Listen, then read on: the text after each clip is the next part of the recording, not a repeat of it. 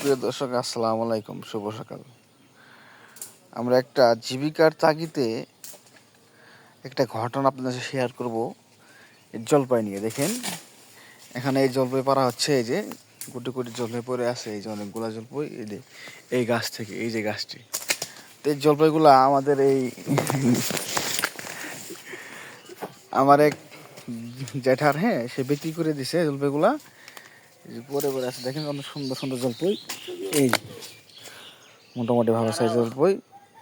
But এগুলা যে কিনে নিছে তার পিছনে একটা গল্প আছে, দেখেন, তার সাথে একটু কথা বলবো আমরা।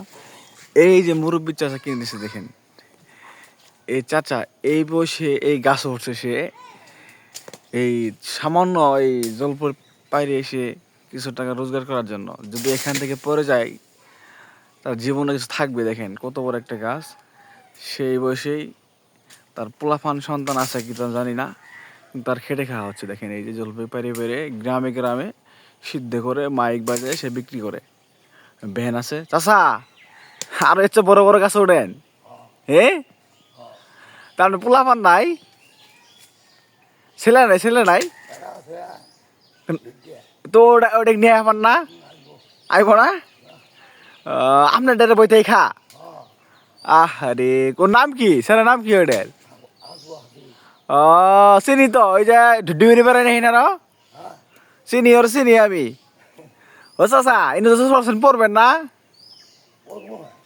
তো বুড়ে বয়সে কাজ করছেন, যদি ডাল ভেঙে বুড়ি যান গাহন। দর্শক দেখেন, তার ছেলে একটা আছে, ঢুড্ডে বললো, কাম কাজ করে না, শুনে না। চাচা, এবার কি বেড়ে বিক্রি করেন জলপাই সিদ্ধ করে? সিদ্ধ করে বিক্রি করে। দেখেন একটি মারে গাছ হচ্ছে বসে। সারাদিনের কি 200-300 টাকা থায়? হ্যাঁ, কোটি কিনছেন এখন? 100 টাকা ধরা? ও, এক ধরাতে অনেক উঠে, 100 টাকা ধরা কিনে।